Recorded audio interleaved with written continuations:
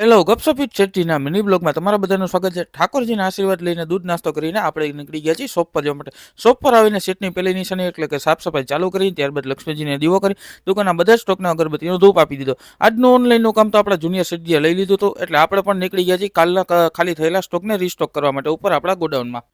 તમે જે જોઈ રહ્યા છો એ આપણો ગોડાઉન છે અને આ આઈટમ આપણી બેંગલ્સમાંથી મોસ્ટ ટ્રેન્ડિંગ એવા બ્રાઇડલ કળા છે. નીચે આવતાની સાથે જ આપણે તો કસ્ટમર આવી ગયા એટલે કસ્ટમરને એમનો માલ બતાવી રહ્યા છીએ અને ત્યારબાદ આપણે બેસી ગયા છીએ જમવા. આજ તો જમવાનું પણ મમ્મીએ બહુ જોરદાર બનાવ્યું હતું અને જમીને બાદ જે સુવે નહીં એ પાકો રાજકોટિયન ના કહેવાય. આ બધામાં મને યાદ આવ્યું કે આપણે તો આજ જવાનું હતું જોધપુરનું પાર્સલ નાખવા બસવાળાને દેવા માટે. તમે આ જોતા ખ્યાલ આવી ગયો છે કે આ કઈ ટ્રાવેલ છે તો અમને કમેન્ટમાં જરૂરથી જ જણાવજો. ફરી દુકાને આવીને બેઠો ત્યાં જ આપણી ચા આવી ગઈ હતી. ચા પીતાની સાથે જ આપણા કારખાનેથી ન્યૂ ડિઝાઇન્સનો સ્ટોક પણ આવી ગયો હતો. સેટ ગમે એવા મોટા થઈ જાય પણ માલ લેવા માટે તો એ ખુદ જ ઊભા થઈ જતા હોય છે. જો તમને પણ ખબર હોય કે આ કઈ ડિઝાઇન લેવાની છે તો અમને કમેન્ટમાં જરૂરથી જણાવજો.